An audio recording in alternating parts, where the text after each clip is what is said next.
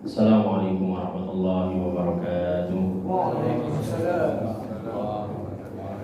Bismillah walhamdulillah wassalatu wassalamu ala rasulillah wa ala alihi wa sahbihi wa mawala wa la hawla wa la quwwata illa billah. Rabbi syrah li sadri wa yassir li amri wahlul 'uqdatam min lisani yafqahu qawli. Allahumma anfa'na bima 'allamtana wa 'allimna ma yanfa'una waj'alna hudatan muhtadin. Allahumma inna nas'aluka 'ilman nafi'an wa rizqan thayyiban wa 'amalan mutaqabbalan. Shadaqallahul 'azim. Alhamdulillah, kita dipertemukan lagi oleh Allah Subhanahu wa taala. Semoga pertemuan yang membawa dan menuntun kebaikan.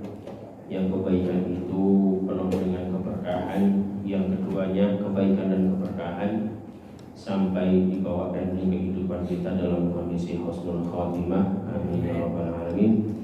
Dan tak lupa kita doakan untuk diri kita pribadi dan untuk keluarga kita, untuk saudara kita. Semoga pada sihat semua. Yang sedang sakit semoga segera Allah Subhanahu wa taala sembuhkan. Yang barangkali memiliki hajat apapun segera Allah kabulkan. Yang sedang punya masalah, punya hutang segera Allah lunasi. Yang punya anak ingin nyari jodoh semoga Allah berikan jodoh. Amin. Harus semangat ya seperti itu. Punya hutang, jodoh, satunya apa? Kan kata Nabi ada 3 hal yang harus disegerakan kan kayak gitu. Apa saja? Bayar hutang. Yang kedua, punya anak yang sudah umur segera dinikahkan. Yang ketiga apa? Jenazah segera dikebumikan atau dikuburkan. Itu salah satu. Kalau ujuk-ujuk langsung 3 hal. Enggak apa ya, insyaallah ya. Pada sihat semua insyaallah ya. Alhamdulillah. Insyaallah kita melanjutkan satu hal yang sudah kita mulai dari kitab kajian kitab di Ar-Rihlah ila Daril Akhirah. Insyaallah kita lanjut di halaman 164 seputar kematian. Ya, seputar kematian. Ya, hari ini banyak yang mati mendadak, mati tanpa jejak ya. Tadi juga di Satu Cibinong juga macet total. Ternyata ada orang yang hanyut nyusul putranya Gubernur Jawa Barat ya, insyaallah ya. Dari Cikaret mau ke arah ke rumah sakit umum Cibinong, ternyata macet total. Ada apa? Ternyata di situ sedang dicari manusia yang tenggelam seperti itu ya. Ada apa dengan hal seperti itu? Apakah tidak akhir zaman? Allah ya.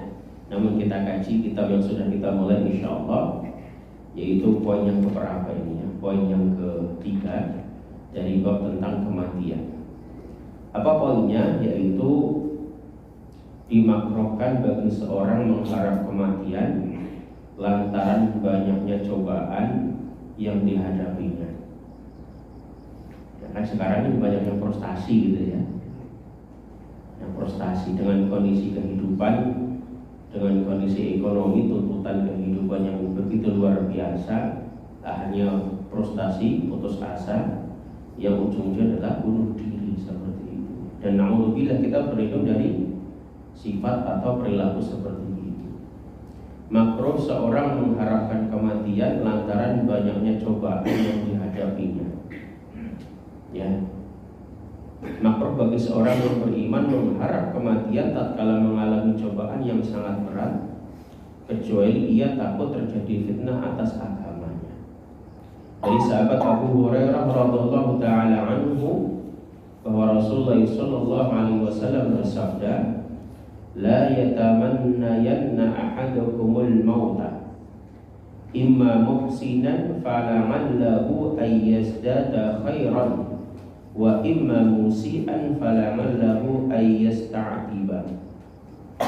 Jadi terkait dengan ayat di salah satu surah ayat Al-Qur'an, bahwasanya Allah Subhanahu wa taala wa nabluukum bisyarri wal khairi fitnah. Allah menghendaki atau menguji dengan kebaikan dan keburukan ini sebagai fitnah, ujian. Rasulullah SAW bersabda, janganlah kalian mengharap kematian.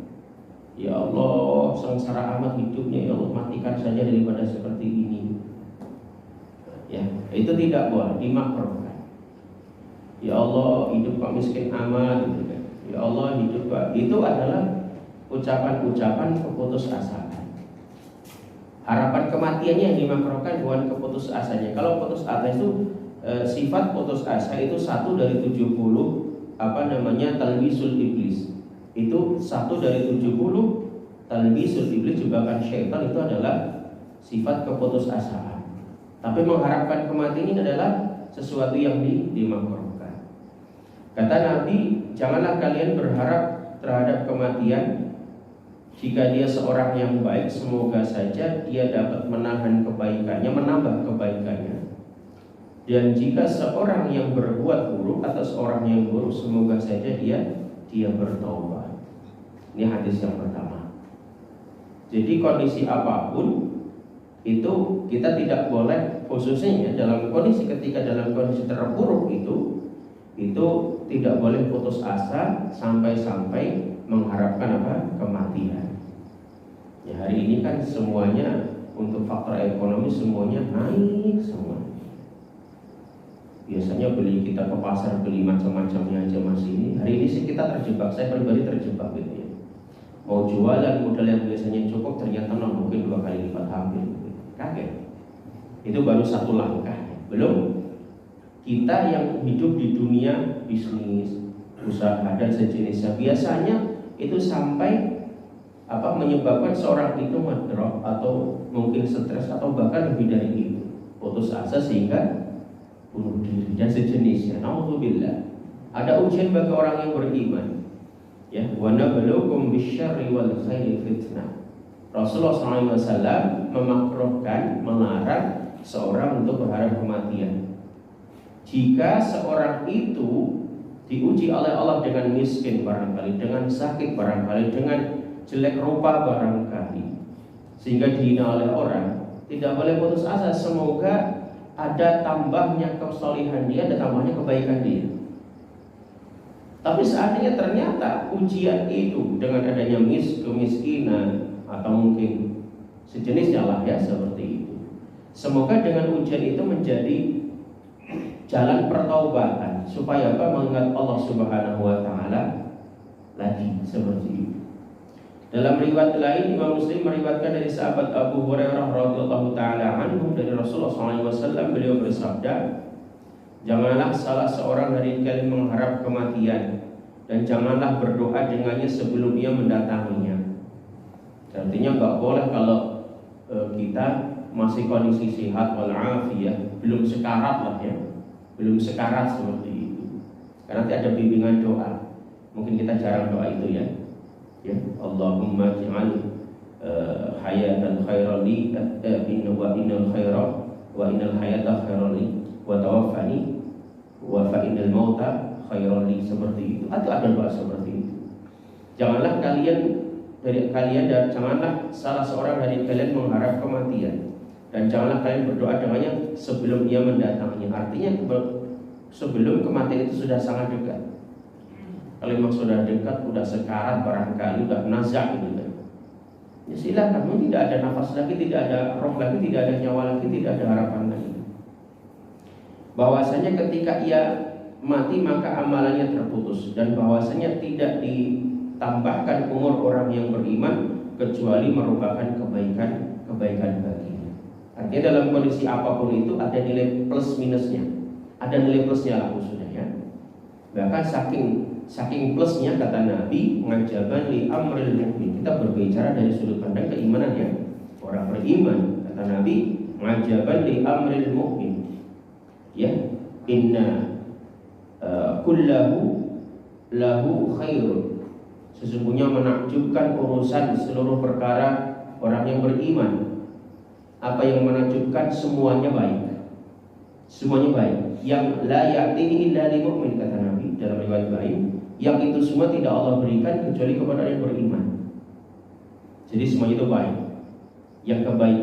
Dan kondisi itu, pemberian Allah itu tidak Allah berikan kepada orang lain. Apa pemberian Allah? In asabathu sarra syakara fakana khairallah wa in asabathu dharra sabara fakana khairallah. Ketika seorang mukmin ditimpa kenikmatan, diberikan kenikmatan, diberikan kebaikan, diberikan nikmat, diberikan kesehatan, kekayaan, harta apapun itu, kemudian ia bersyukur, maka fakana khairallah, maka itu baik baginya. Namun sebaliknya, ini ujiannya, ketika ia ditimpa musibah, kesengsaraan, ataupun barangkali sesuatu yang tidak mengenakan, lantas ia bersabar, maka itu pun baginya. Dari Anas radhiyallahu taala anhu, ia berkata Rasulullah SAW pernah bersabda, janganlah salah seorang di antara kalian berharap kematian lantaran bahaya yang menimpanya. Gimana kalau kasusnya Siti Maryam ketika berkata saking sengsaranya melahirkan, saking sengsaranya hamil, gitu kan, melahirkan gak ada yang nemenin, gak ada yang ngurus, gak ada persalinan, gitu kan, sampai mengatakan apa, duhai kenapa gak mati sekalian, seperti itu kan bahasa kita di dalam surah Maryam kan seperti itu. Apa kaitannya dengan itu? Itu udah kondisi yang barangkali dengan melahirkan itu memang menjadi jalan kematian, gitu kan. Itu boleh, tapi di sini secara umum lantaran ada bahaya yang tidak seberapa, ya, tidak mengancam nyawanya, tidak mengancam agamanya, itu tidak boleh. Namun jika kalian harus melakukan, yaitu minta kematian, maksudnya berdoa kepada Allah Subhanahu wa taala. Namun jika kalian harus, artinya terpaksa melakukan seperti itu, maka berdoalah dengan tepat. Apa doanya? Maka berdoalah, ya Allah, hidupkanlah saya jika hidup ini lebih baik bagiku, dan matikanlah aku jika kematian ini lebih baik, kematian itu lebih baik bagi aku. Ya, Allahumma ahyini fa innal hayata khairul li wa tawaffani ya fa innal mauta khairul li. Kurangnya seperti itu. Itu boleh. Orang kecelakaan di jalan, ditabrak ataupun ketabrak, udah ngapa-ngapain gitu, langsung berdoa, itu boleh apa tidak? Ya boleh kalau memang masih bisa berdoa, tapi tidak mungkin ya. Intinya ya udah ingat sakit sama sekarat aja kan, seperti itu.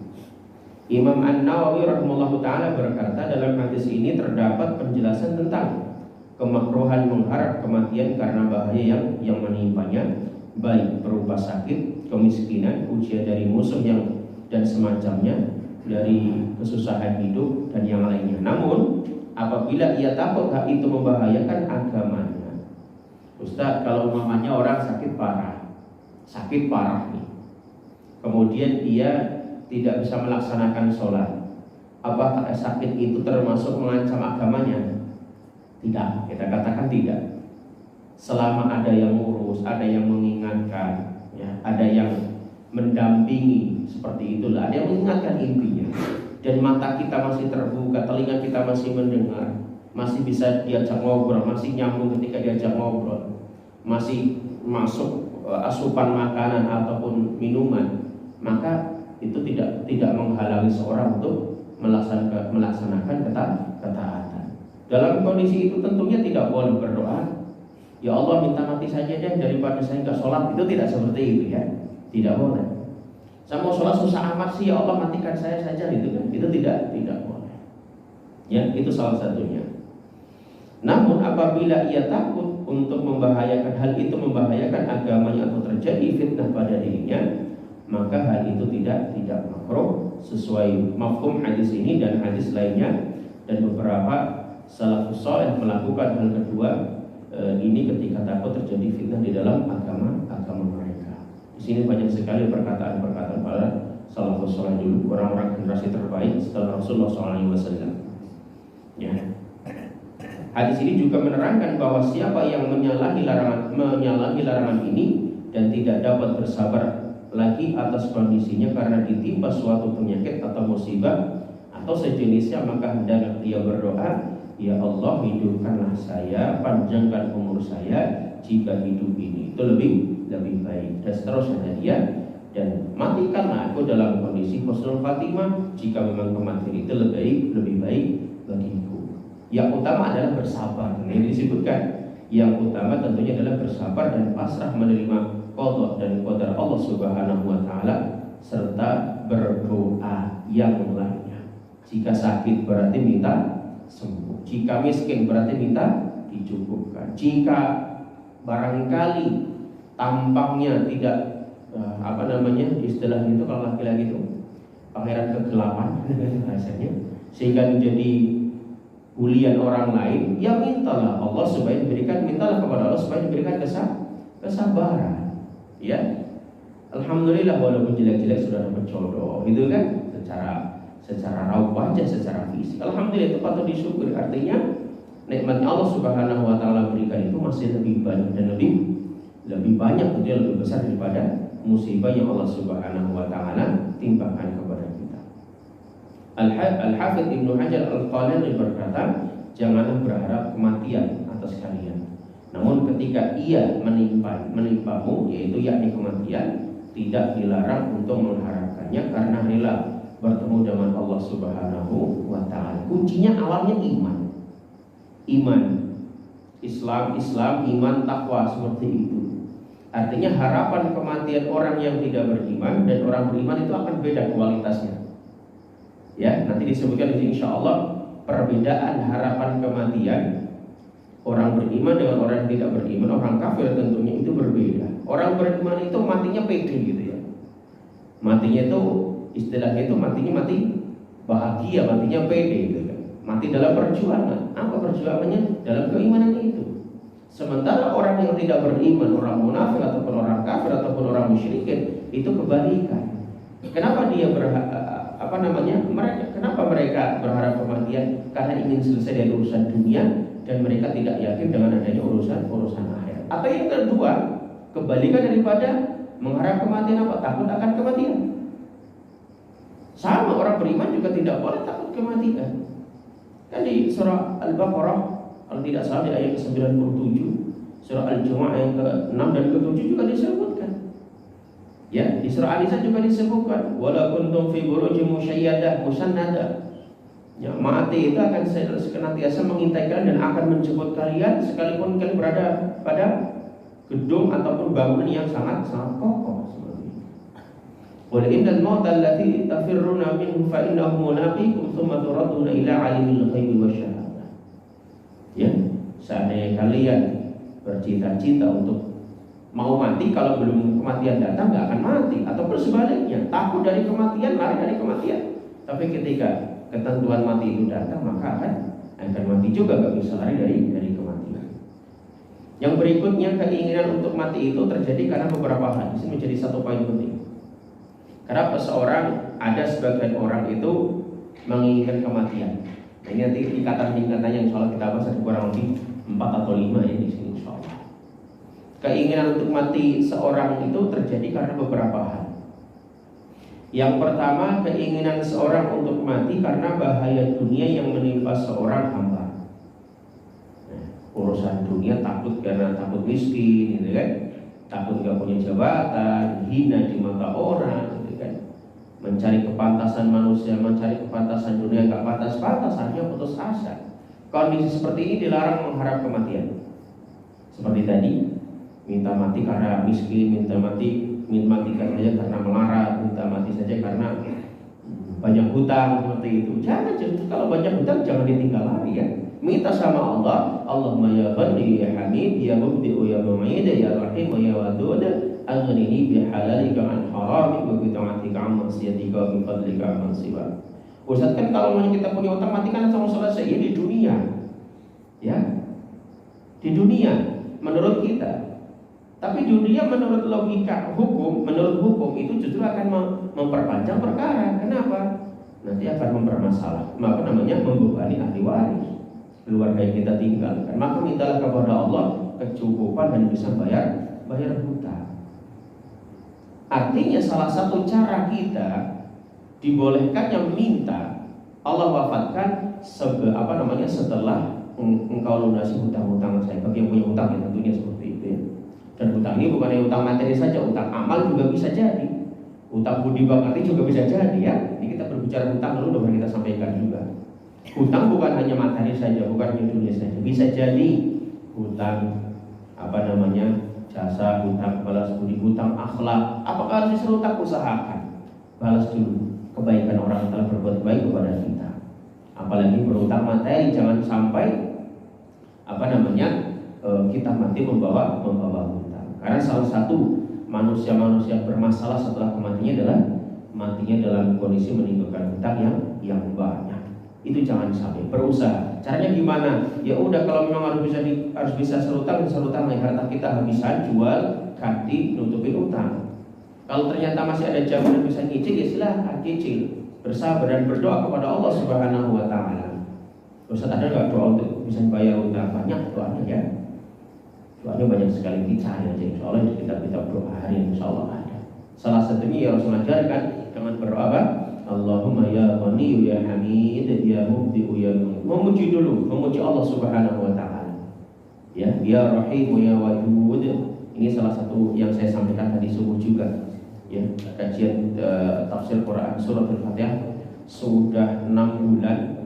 Surah Al-Fatihah dari ta'awudz bismillah baru sampai pada Alhamdulillahirabbil alamin. Tadi subuh kita kaji tentang kalimat alhamdulillah saja. Rabbil alaminnya belum kita bahas. Kita sampaikan salah satu keutamaan kalimat alhamdulillah. Nama dari nama-nama Allah Subhanahu wa Ta'ala. Dalam doa tadi kita sebutkan ya Allahumma ya Ghani ya Hamid ya Mubdi'u ya Mu'min ya Rahimu ya Wadud ya Rahimu ya Wadud, menjadi salah satu wasilah. Kalau bahasa orang awam tawassul, ya, minta tawassul kepada Allah Subhanahu wa Ta'ala bi asma'illahi al-husna. Ya, sunnahnya dibolehkannya dan dianjurkannya ketika kita berdoa, kita memuji dulu Allah Subhanahu wa Ta'ala, mengagungkan dulu, memuliakan dulu Allah Subhanahu wa Ta'ala dengan nama-namanya. Doa bisa melunasi utang udah hafal insyaallah. Ya, kayaknya banyak yang belum hafal kayaknya ya. Malam ini kita doa dulu insyaallah. Ada beberapa doa insyaallah, versinya berbeda-beda, redaksinya berbeda-beda. Ini salah satu, ada dua kisah.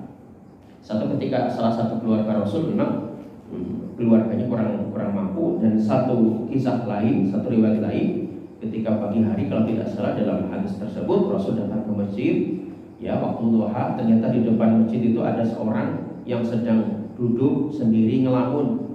Rasul bertanya, ente bukannya sholat duha kayak masuk ke masjid malah ngelamun gitu, kata bahasa kita nih ya. Orang ini menjawab, ya Rasul, gimana kau mau sholat, aku bingung. Kenapa? Emang banyak utang.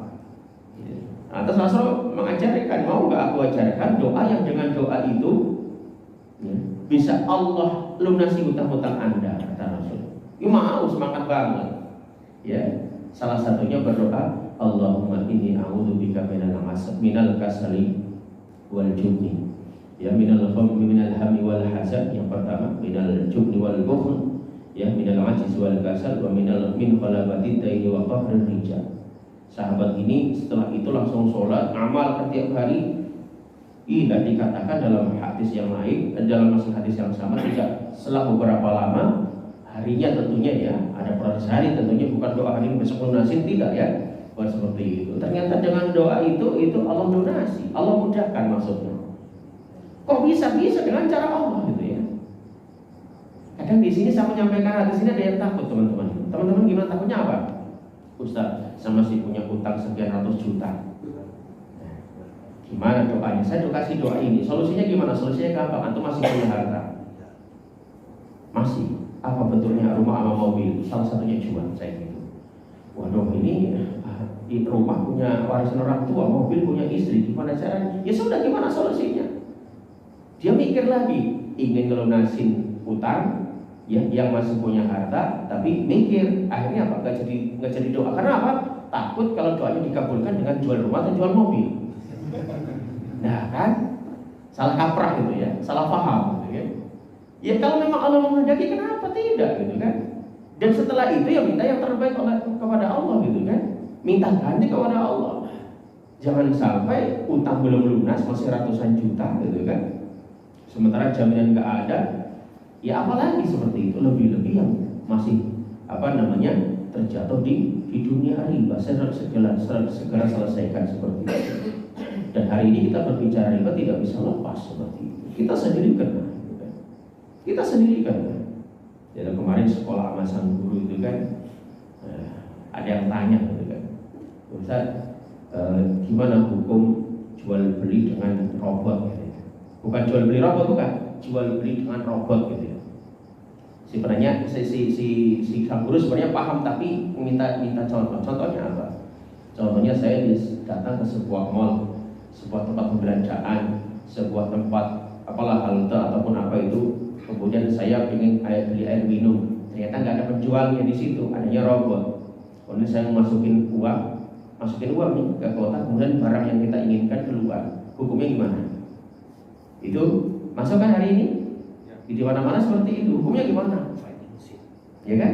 Padahal kan Rasul mengajarkan ya dan biadin wajhan biwajhin. Face to face langsung orangnya ada. Nah ini penjualnya nggak ada. Kan bisa jadi kita masukkan uang palsu gitu kan kata sang guru. Guru mengatakan bisa jadi kan kita masukkan uang palsu, kemudian tetap barang itu keluar. Kira-kira siapa yang didolimi?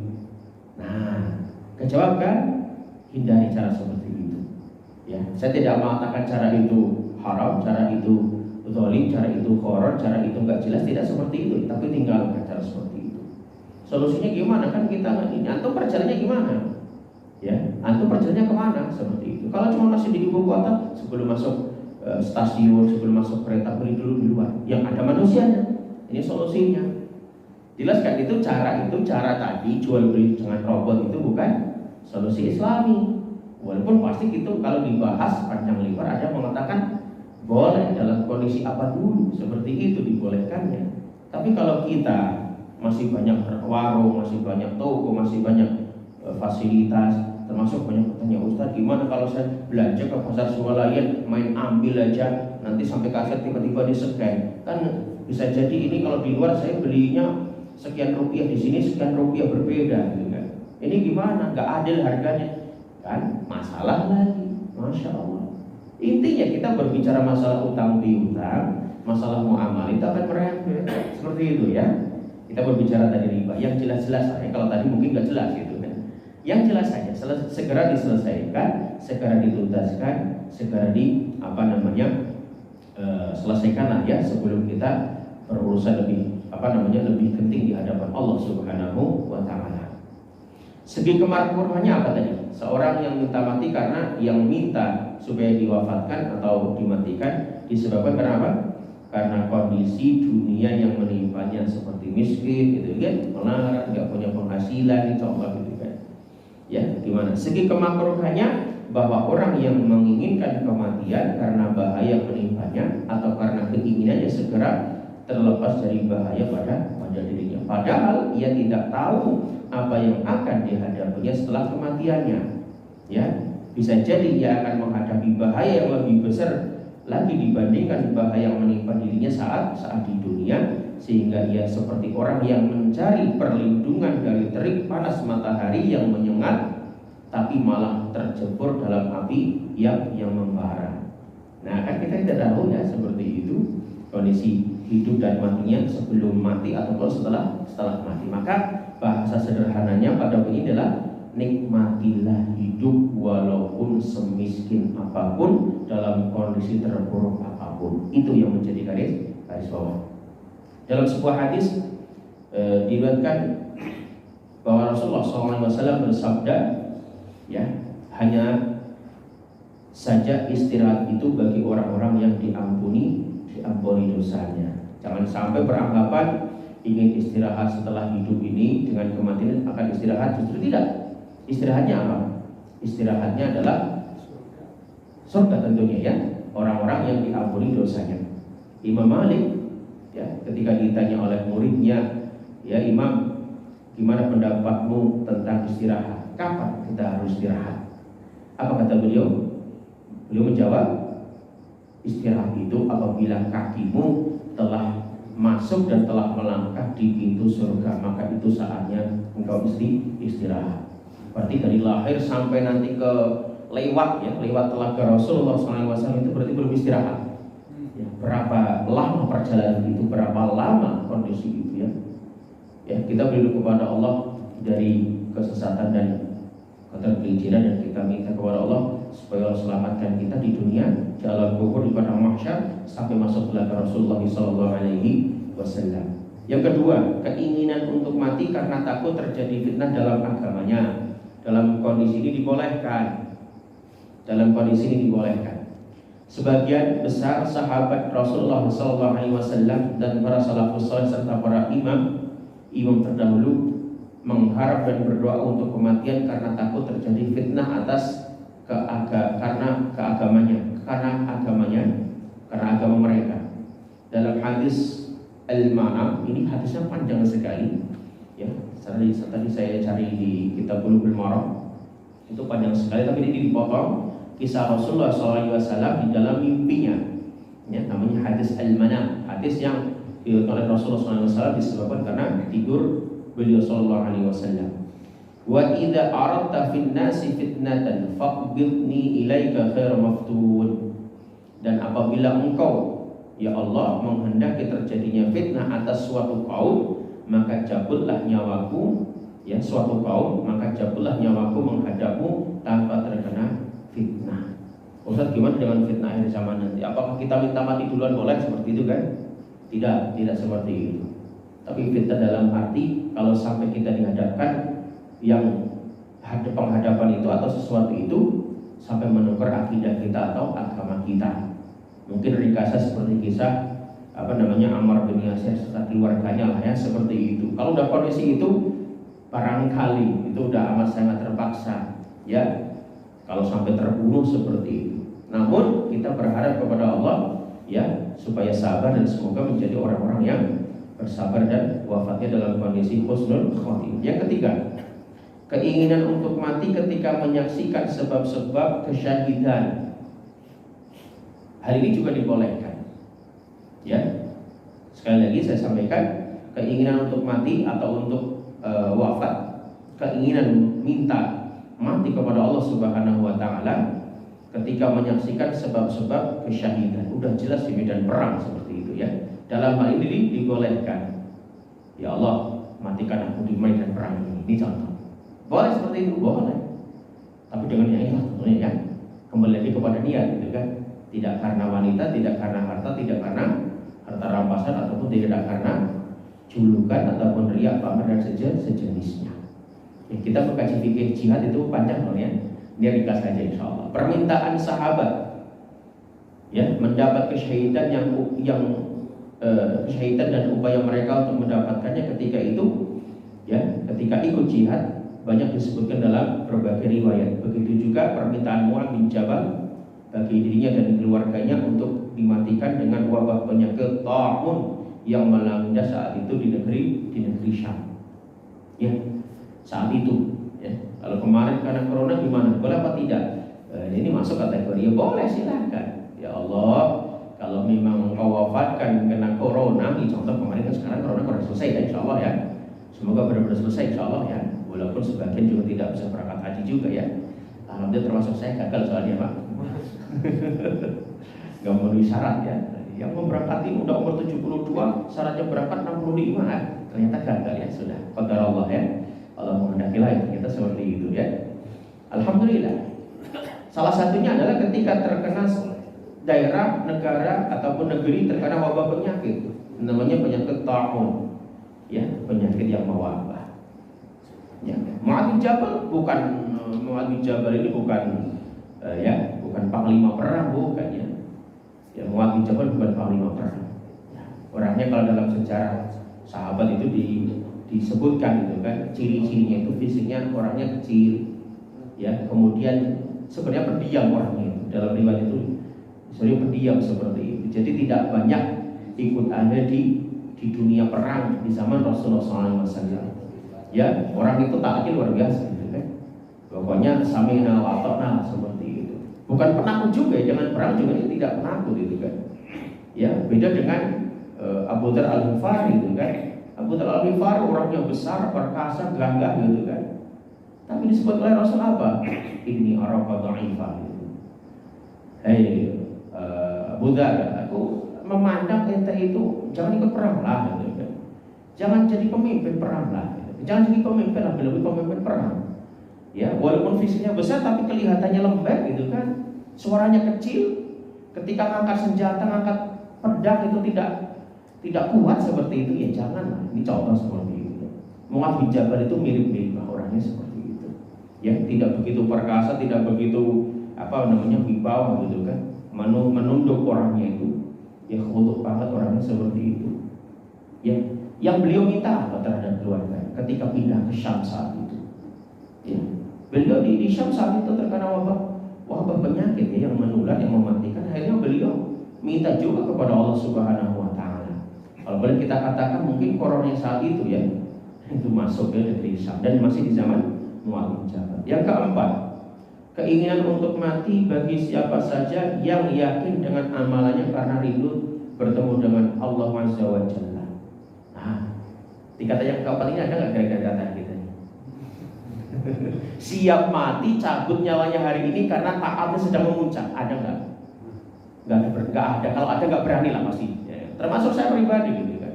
Masing-masing kita walaupun kadang tersirat dalam hati, ya Allah, kita lagi mikir nih, lagi berdoa, lagi bermunajat, sedang sholat, sedang tilawah, sedang merasa sedang taat kepada Allah, tiba-tiba ingat mati. Berani nggak kita, ya Allah, matikan aku sekarang gitu ya. Mungkin kalau nggak sekarang tidak lah, ya Allah matikan aku dalam kondisi sedang beramal soleh. Itu boleh, silakan.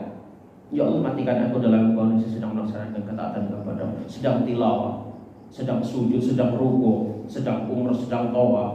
Ya, boleh sedang menjenguk orang tua gitu kan, boleh lah ya. Minta seperti itu. Namun tingkatan yang keempat, keinginan untuk mati bagi siapa saja yakin dengan amalannya karena rindu bertemu dengan Allah Azza wa Jalla. Ya, ini salah satunya.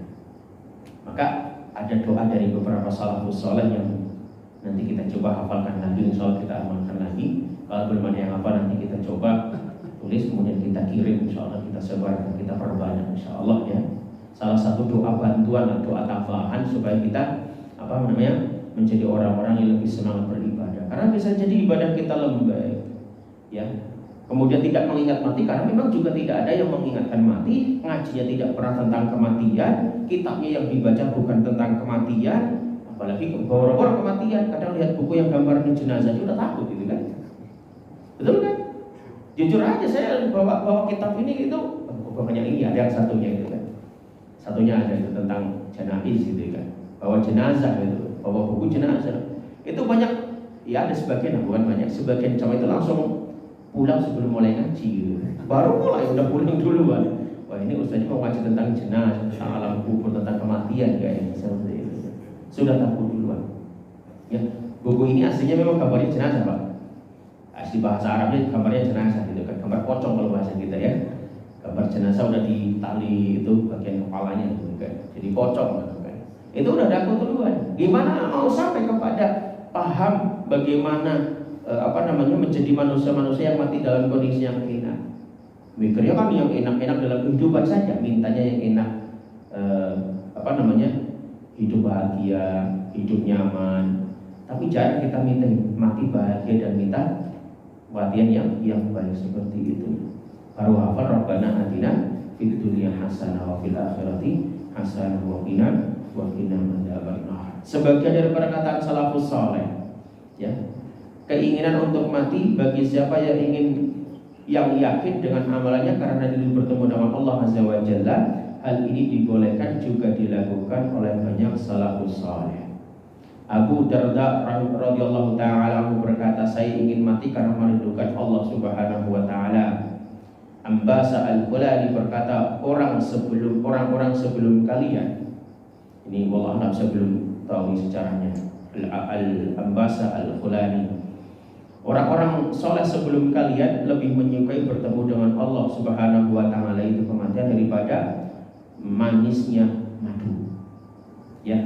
Jadi artinya orang-orang soleh yang begitu taatnya luar biasa, yang begitu antusias dalam melaksanakan ketaatan, itu lebih spesifikasi, lebih fokus kepada mengingat mati. Dan mereka kebanyakan mengingat kematian itu lebih manis, lebih lezat dan lebih indah daripada menikmati pemandangan alam ataupun menikmati manisnya madu. Cobalah nanti kita sesekali muhasabah lah ya di sepertiga malam akhir. Ya setelah urutannya lakukan Pak. Bangun jangan pas adzan subuh, itu udah kesiangan gitu ya. Bangun sebelum subuh lah, mungkin seperempat jam, 20 atau setengah jam. Kemudian dipercepat buang airnya, jadi dipercepat wudunya, perbanyak kita munajat kepada Allah. Gak usah banyak-banyak, 2 rakaat atau 4 rakaat aja mentok lah, jangan lebih dari itu. Sisanya apa? Sisanya berdoa, sisanya doa kita tilawah Pak. Coba rasakan di dalam wudu, sholat, doa dan tilawah Al-Quran. Karena memang ya ayyuhal mudzatsir qum fa'anzir wa rabbaka fakabbir, dan seterusnya kan ada waratilil Quran tartila kan. Mudzatsir atau muzammil itu kan disebutkan. Jadi paket sholat malam itu bukan wudu langsung sholat langsung ke masjid, bukan. Bangun doa dulu, wudu, sholat, doa, kemudian ketika diikuti waratilil Quran tartila. Ada bacaan Al-Quran. Allah itu akan mengingkati lewat situ loh Pak. Dan itu menjadi kuatnya otak kita, hafalan kita, mungkin pikiran kita, tenangnya hati kita dari situ. Hati kita keruh, pikiran kita mentok ketika ada masalah bingung. Karena tidak bisa itu tidak pernah diasah. Ramadan kan udah lewat. Ramadan kemarin kayak apa kita? Lewat saja karena keburu-buru sahur gitu kan. Coba hari ini kita ulang lagi sebagai bukti keistiqomahan kita dalam melaksanakan ketaatan kepada Allah Subhanahu wa taala. Harus kita refresh lagi itu. Ulang lagi. Demi Allah, ya apa yang Allah Subhanahu wa taala firmankan dalam Al-Qur'an, Allah bimbing langsung. Terus surah Mudzatsir Muzammil itu kan berurutan. Satu persiapan Allah untuk Rasul sebelum dakwah, dan yang satunya satu surah berikutnya itu setelah dakwah apa yang dirasakan. Harus sabar, nerima cemoohan, ditolak, dilemparin batu, ditimparin kotoran dan sejenisnya. Dia harus sabar tetap. Wa li rabbika fakabbir. Ya. Dan seterusnya harus seperti itu. Dan kita dakwah bukan, dan sejenisnya bukan. Kita ngurusin keluarga saja udah pontang-panting, bingung gitu kan. Ngurusin ekonomi keluarga udah keberatan. Bisa jadi ya kita belum diasah lagi hati kita dan pikiran kita. Ya, itu salah satu daripada sebagian perkataan para salafus saleh. Sebagian dari mereka berkata, telah lama kerinduanku kepadamu ya Allah, maka segerakanlah kedatanganku kepadamu. Maka segerakanlah kedatanganku kepadamu. Maksudnya segera minta diwafatkan. Tentunya dalam kondisi ketaatan ya. Yang dibolehkan apa tadi? Yang pertama, satu, ketika takut fitnah atas agamanya. Yang kedua, sudah merasakan kesyahidan, sudah jelas-jelas di medan perang, maka sekat itu boleh, ya Allah matikan aku di perang ini. Boleh seperti itu. Ya, di jihad ini, di medan perang ini boleh. Atau yang ketiga, gak bisa jihad, gak bisa perang, kita benar-benar siap, ya Allah Engkau wafatkan aku dalam kondisi setelah melaksanakan seperti disebutkan apa? Sedang taklim lah, sedang tilawah Al-Quran lah, sedang sholat tahajud lah, sedang apapun itu, yang intinya adalah bernilai ketaatan kepada Allah Subhanahu wa taala. Kita akan dulu insyaallah membawakan maulid.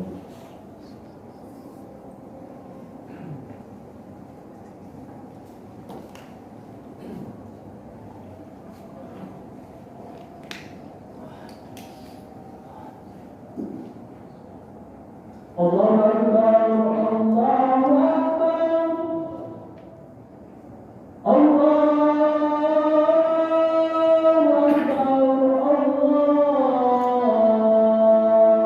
Akbar. Asyhadu an la ilaha illallah.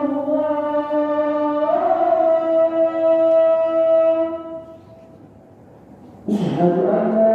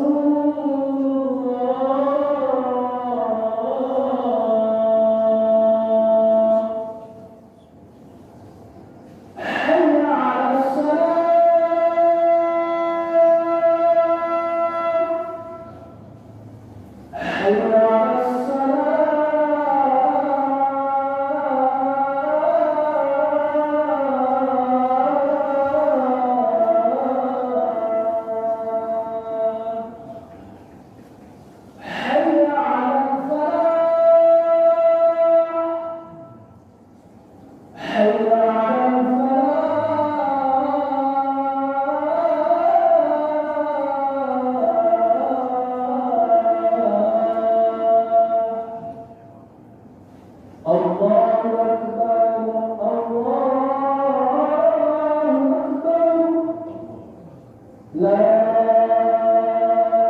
إله إلا الله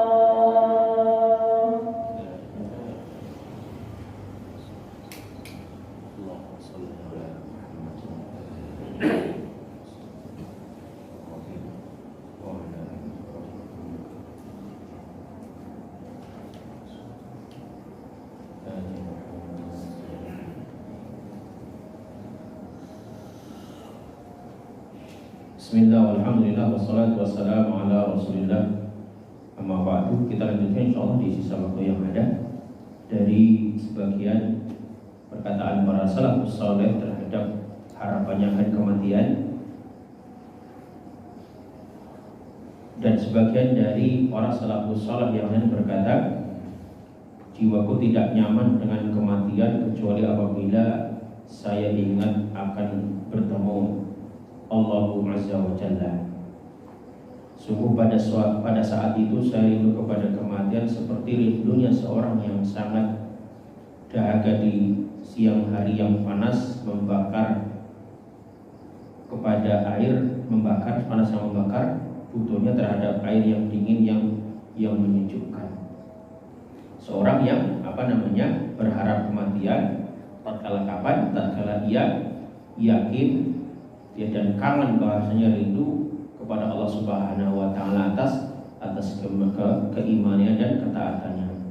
Kangennya itu, rindunya itu melebihi seorang yang membutuhkan air pada ada harga yang sangat seperti itu ya. Disebutkan seperti itu. Dari semua itu apa dalilnya? Ya. Firman Allah Azza wa Jalla berikut ini menunjukkan bolehnya hal tersebut, bolehnya kematian. Surah Al-Baqarah ayat yang ke-94, surah Al-Jumu'ah ayat ke-6, surah Al-Jumu'ah ayat ke-7, ditambah lagi di beberapa ayat yang lainnya. Surah Al-Baqarah ayat ke-94, A'udzu billahi as-sami'il 'alim minasyaitonir rajim. Qul in kanat lakumud darul akhiratu 'indallahi khalisatan min dunin nasi fatamannawul mauta in kuntum shadiqin. Katakanlah, jika kamu menganggap bahwa kampung akhirat yaitu surga itu khusus untukmu di sisi Allah, maksudnya udah yakin kita masuk surga, sudah yakin kita menjadi ahli surga, sudah yakin. Untuk yakinnya gimana? Yakin saja boleh nggak Ustaz? Ya nggak boleh tentunya ya, karena syarat tauhid itu ada tauhid itu ada syaratnya.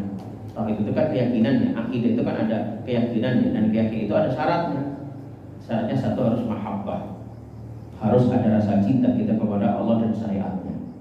Kemudian ada al-khudu', ada ketundukan, ngikutin peraturan.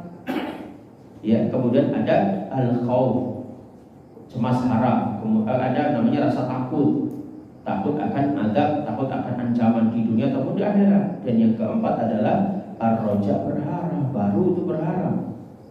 Berharap saja dengan yakin bagaimana? Tidak lengkap. Harapan itu boleh dan harus yakin, tapi diikuti dengan SKM. Apa syarat dan rukunnya? Syarat dan ketentuannya adalah 4: mahabbah, kemudian khudu', kemudian al-khauf dan ar-raja. Itu dikaji di dalam usul akidah. Ya, kalau kita bahas global, katakanlah jika kalian menganggap bahwa kampung akhirat surga itu khusus untuk kamu di sisi Allah Subhanahu wa taala, bukan untuk orang yang lain, maka inginkanlah kematianmu jika kamu benar-benar beriman. Artinya apa? Kita minta mati tapi ada jaminan gitu kan. Jaminannya dari mana? Dari syariat. Syariat dari mana? Al-Quran dan hadis, selesai.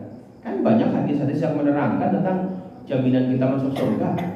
Sangat berkah kita baca hadis itu kan.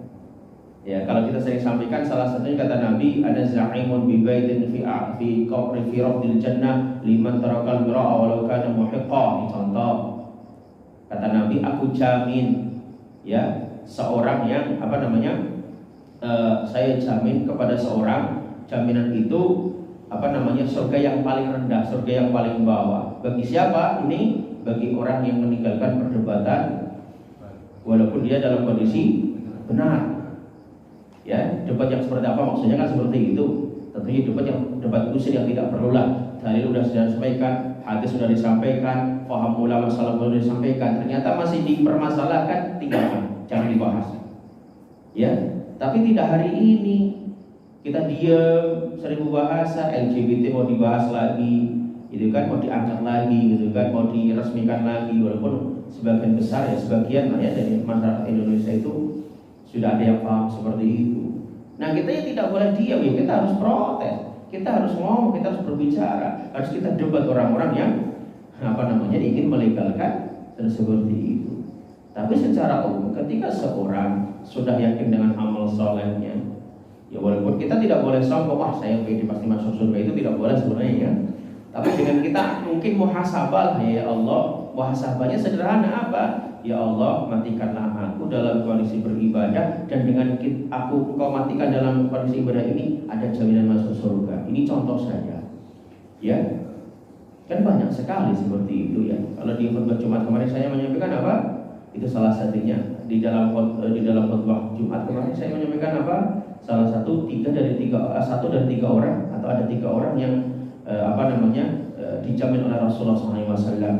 Orang yang masuk rumah dengan salam, itu kan dia mati masuk surga, itu kan seperti itu. Kemudian dia keluar rumah untuk berangkat ke masjid sholat berjamaah. Kemudian orang keluar rumah untuk jihad fisabilillah. Tiga-tiganya kata Nabi kita bahas semuanya mendapatkan jaminan surga seperti itu. Dengan seperti itu boleh nggak kita minta mati seperti itu? Ya boleh, silakan. Karena ada satu dari sekian jaminan yang Allah Subhanahu Wa Taala berikan.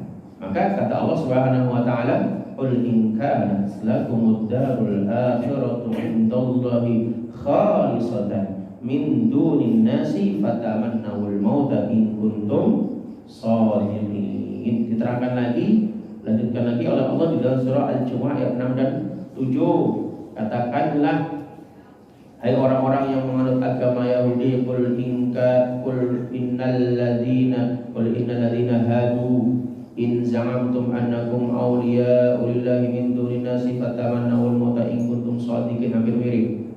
Ya, hal itu menunjukkan apa? Bahwa wali-wali Allah tidak membenci kematian, bahkan mereka mengharapkan kematian. Namun jangan mati konyol, tidak beribadah, tidak taat, tidak memiliki amal soleh, namun minta mati jangan ya. Kemudian Allah Subhanahu Wa Taala mengabarkan juga di dalam surah Al-Jumu'ah yang ke-7, qul innal mautal ladzi tafiruna minhu fa innahu mulaqikum tsumma turadduna ila 'alimil ghaibi wasyahadati fayunabbi'ukum bima kuntum ta'malun. Itu salah satunya. Ya, jadi berharap mati boleh, tapi kita tahu diri. Maksudnya syarat minta mati itu apa? Ada 3 minimal ya. 1, apabila kehidupan ini membahayakan agama kita.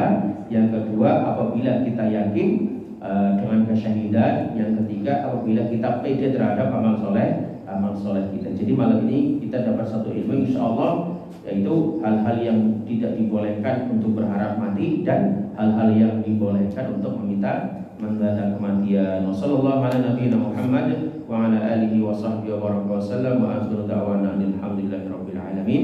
Sisanya jawab insyaallah setelah sholat isya ya. Apabila yang ditanyakan insyaallah. Atau ada yang ditanyakan atau yang menambahkan boleh monggo. Pak Yani hadir insyaallah. Alhamdulillah pada saya semua keluarga ya.